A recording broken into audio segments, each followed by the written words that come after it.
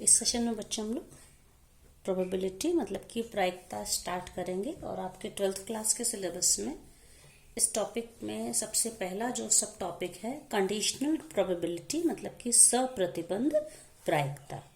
तो पहले तो बच्चों इसकी मीनिंग समझ लीजिए कि कंडीशनल प्रोबेबिलिटी क्या होती है। कि अगर मान लीजिए ई और एफ कोई भी दो इवेंट्स हैं, तो अगर हम ये कंडीशन लगा दें कि एफ इवेंट हो चुकी है, उस कंडीशन में ई इवेंट होने की क्या प्रोबेबिलिटी है, तो इसको हम कहते हैं कंडीशनल प्रोबेबिलिटी और इसको हम डिनोट करते हैं P of E bye F. देखिए आपका ये जो सिंबल इसका मतलब है कि अगर एफ इवेंट हो चुकी है, उस कंडीशन में इवेंट ई के होने की क्या प्रोबेबिलिटी है, इसको ई बाई एफ से डिनोट करते हैं।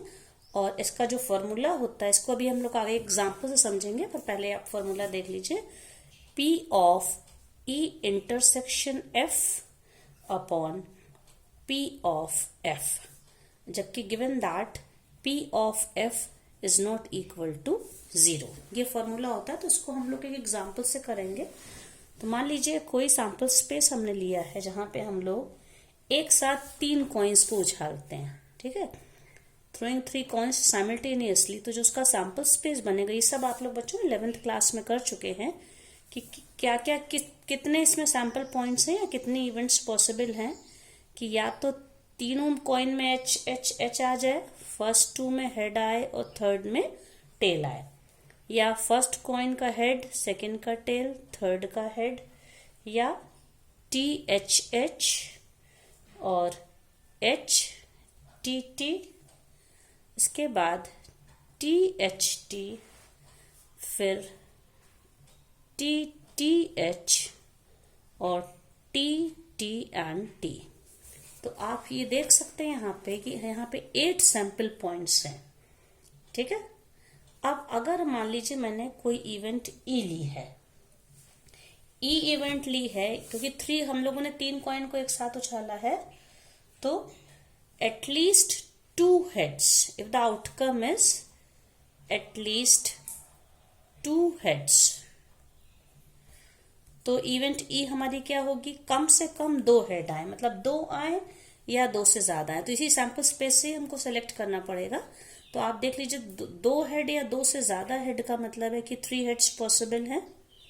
तो पहला ये ले लिया, और फिर 2 हेड्स भी आ सकते हैं, या तो 2 हेड वाली इवेंट या 3 हेड वाली इवेंट। तो यहाँ पे हम लोग एच एच टी ले सकते हैं, एच टी एच ले सकते हैं, टी एच एच ले सकते हैं। अब ये जितनी भी इधर ये देखिए इवेंट्स हैं, यहाँ पे या तो एक हेड है या एक भी नहीं है, तो ये इसमें इस इवेंट में नहीं होगी। अब दूसरी इवेंट हम लोगों ने एफ क्या ले ली है, एफ ले ली है tail on first coin, if the outcome is tail on. हम लोगों ने 3 कॉइन को एक साथ उछाला है, तो हमारी सेकंड वाली क्या, टेल ऑन फर्स्ट कॉइन, ये है। तो इसमें क्या हो जाएगा, इसका जो हमारा सेट बनेगा एफ का, टेल ऑन फर्स्ट का मतलब कि जितने भी हमने ये हम लोग के आउटकम्स हैं, थ्रोज हैं, फर्स्ट टाइम आप देखिए कि यहाँ पे टी दिख रहा है, यहाँ पे दिख रहा है, यहाँ पे दिख रहा है, यहाँ पे दिख रहा है, 4 जब। अब बाद के 2 में चाहे जो, उससे हमें मतलब नहीं है, लेकिन फर्स्ट रो में पहले वाले कॉइन में टेल होना चाहिए। तो इसमें टी एच एच एक हो गया, फिर उसके बाद टी एच एच के बाद T H T, then T T H, and the last is T T T. ये 4 ऐसे इवेंट्स केस हैं जिसमें कि पहले वाले कॉइन पे टेल आया, बाकी से हमें कोई मतलब नहीं। और ई कौन सी इवेंट थी कि कम से कम 2 हेड मिले। तो अब हमारी कंडीशनल प्रोबेबिलिटी हमें ई बाय एफ निकालनी है कि अगर हम 3 कॉइन को उछालें, पहले कॉइन पे टेल आए, इसके ये देखते हुए 2 हेड्स आने की प्रोबेबिलिटी क्या है। मतलब हमारा सिलेक्शन 2 हेड का होना चाहिए, एटलीस्ट 2 हेड्स होने चाहिए, एटलीस्ट, नॉट एग्जैक्टली 2 हेड्स, 2 या 2 से ज्यादा हेड हो। लेकिन शर्त क्या होनी चाहिए कि फर्स्ट वाला जो कॉइन है उस पे टेल होना जरूरी है, कंपल्सरी है। तो ये हमारी कंडीशन हो गई the tail on first coin. अब उसके बाद एटलीस्ट 2 हेड्स आने की प्रोबेबिलिटी निकालेंगे। तो सिंबॉलिक फॉर्म इसको क्या लिखेंगे, P of E by F, इसको हमको निकालना। तो जैसा कि मैंने अभी फॉर्मूले में बताया, इसके लिए हमें पहले तो इंटरसेक्शन निकालना पड़ेगा। तो पहले हम E इंटरसेक्शन F निकालेंगे।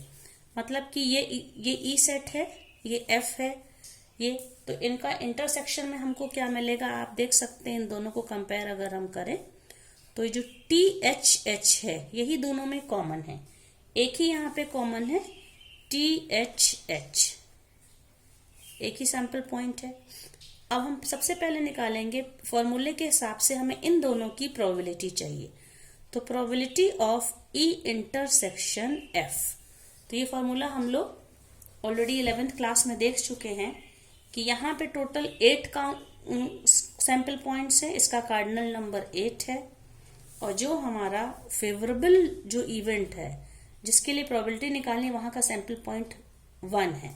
तो P of E intersection F होगा 1/8। अब इसके बाद हमें और क्या चाहिए, P of F, P of F चाहिए। तो P ऑफ F कितना, F में कितने एलिमेंट्स हैं, 1 2 3 4, और यहाँ पे सैंपल स्पेस में 8 है, तो ये क्या हो जाएगा 4/8, दैट इज 1/2। तो इसलिए कंडीशनल प्रोबेबिलिटी मतलब कि कम से कम 2 हेड्स आए, जबकि ये कंडीशन लगा दें हम कि फर्स्ट थ्रो पहले वाले कॉइन पे टेल हो, वो हमारा आंसर क्या हो जाएगा, P of E intersection F upon P of F, that is 1/2, ये कितना है 1/8 अपॉन 1/2। तो इससे हम लोग का आंसर क्या आ जाएगा, ये जो हम लोग का इसको जब हम लोग सॉल्व करेंगे 1/8 इंटू 2/1, जो कि कितना हो जाएगा 1/4। इस तरह से हम लोग कंडीशनल प्रोबेबिलिटी की वैल्यू निकाल सकते हैं। अब देखिए कंडीशनल प्रोबेबिलिटी की कुछ प्रॉपर्टीज होती हैं, कुछ इसमें कुछ बातें हमको देखनी पड़ेंगी, जिसमें से पहला है कि अगर कोई भी इवेंट E और F, कोई 2 इवेंट्स हैं और उसका जो सैंपल स्पेस है जिसको प्रतिदर्श समष्टि कहते हैं वो S है, ये ठीक है, ये S है सैंपल स्पेस, E और F कोई भी 2 इवेंट्स हैं। इस कंडीशन में P of S by F या P of F by F हमेशा इसकी वैल्यू 1 होती है। ये फर्स्ट इसकी कैरेक्टरिस्टिक या प्रॉपर्टी है। सेकंड इसकी है कि अगर A और B कोई भी 2 ऐसी इवेंट्स हैं, सैंपल स्पेस जहां पे S है, इस कंडीशन में P of A union B by F, जो फॉर्मूला हम लोग A यूनियन B के लिए आप लोग 11th क्लास में पढ़ चुके हैं बच्चों, वो खाली P of A union B के लिए पढ़े, तो उसी फॉर्मूले को हम लोग कंडीशनल प्रोबेबिलिटी में यूज करेंगे। तो ये क्या हो जाएगा, P of A by F plus P of, यहां पे क्या हो जाएगा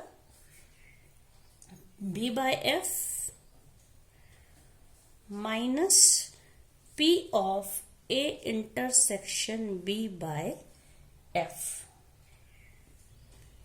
ये फॉर्मूला आप पढ़ चुके हैं। अगर यहाँ पे अपॉन F हम ना लगाते तो P of A union B is P of A plus P of B minus P of A intersection B, ठीक है।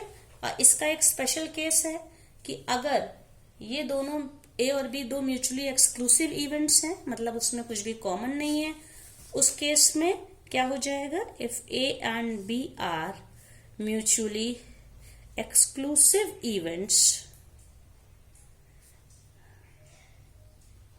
इस केस में P of A union B by F is equals to P of A by F plus P of B by F हो जाएगा, ठीक है, क्योंकि intersection वाला पोर्शन 0 हो जाएगा।